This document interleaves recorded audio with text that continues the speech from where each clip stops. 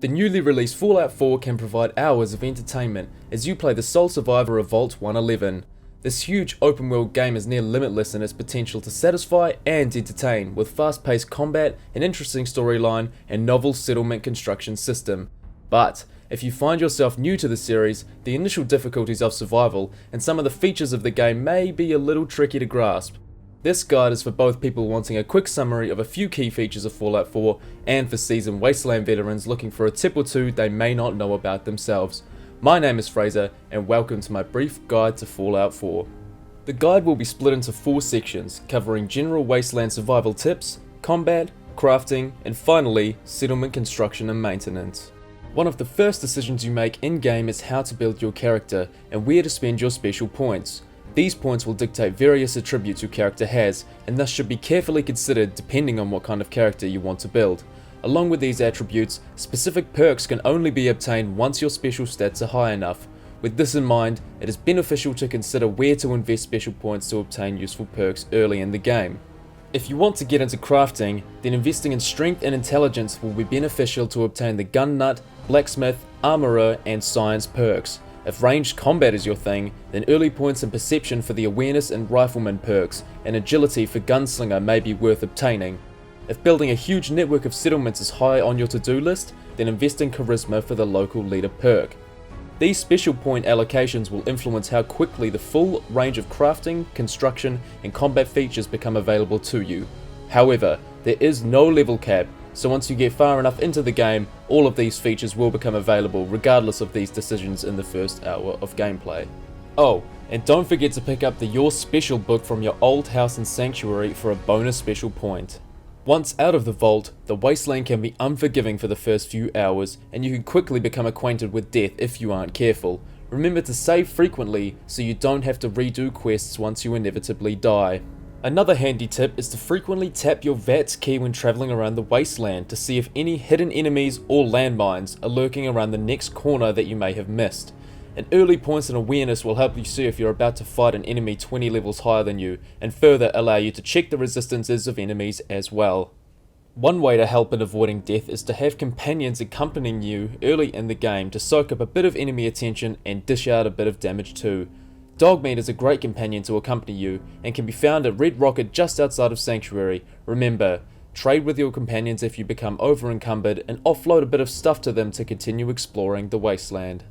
A final tip is to utilise the cooking stations found across the Commonwealth to cleanse food of radiation and provide a range of buffs to your character once consumed.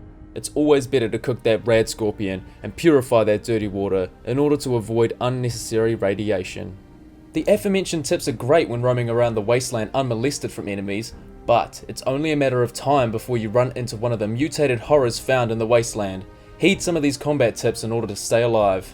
First, always make sure to use VATS whenever you can, as this allows for precise attacks to cripple opponents and more importantly, increases your critical bar. Once this bar is full, press your relevant keybind to unleash a high damage attack.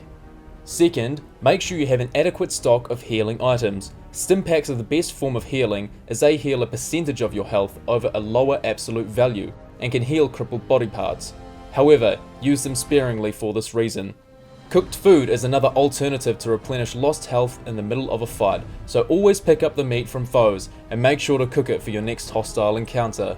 Another quick tip to avoid getting shot is when in cover, aim down the sights to have your character shift slightly out of cover instead of fully running out into the open and meeting your inevitable demise. Another quality tip is to try and engage enemies from sneaking to score a sneak attack bonus on an unsuspecting victim. Even if your character isn't built for stealth, a double damage attack can swing combat in your favour. Bullets early game can be hard to acquire for specific weapons, so always make sure that you have a range of firearms that use different ammo types so you don't get caught out in the heat of combat. Finally, if you're having a hard time with frequent deaths, then remember, you always have that suit of T-45 power armor lying around that provides you with a nice host of combat bonuses. Just be sure to conserve fusion core charge early game by using it sparingly. One of the new features of Fallout 4 is its huge range of weapons and armor customization, allowing players to modify a range of features of their equipment to suit their playstyle. Crafting is carried out via workbenches, such as the armor workbench, the weapons workbench, the power armor rack, and the chemistry station. Each of the different modifications available for weapons, armor, and power armor modifies the statistics of the object seen on the lower left side of the screen. The huge range of customization allows for a variety of weapons and armor at the player's disposal. All that is required are the relevant prerequisite perks and the required components to create the item or modification. Any necessary perks required will show on the right side of the screen, such as Gun Nut, Science, or Armorer, so make sure you've allocated your special points correctly so you can access these perks as soon as possible if crafting is your thing. Components, on the other hand, are found throughout the wasteland, so make sure to pick up anything and everything that you can. Remember, if you're always lacking specific components, such as screws or adhesive, then hit the tag for search key. This will mean that items in the world with relevant components will display a magnifying glass next to them. Consider picking up the Scrapper perk as well, as this will allow salvaging of uncommon components such as screws and aluminium when breaking down an item. A final crafting tip is that it's always better to upgrade legendary weapons and armor, which are found after killing a legendary enemy. These items have unique modifiers that remain with the item even if you craft them into something better, so conserve your components for these items if you can. Settlement construction is another new feature in Fallout 4, allowing players to construct their own settlements and populate them with settlers and companions found throughout the wasteland. Even better, settlement construction is available pretty much from the get-go.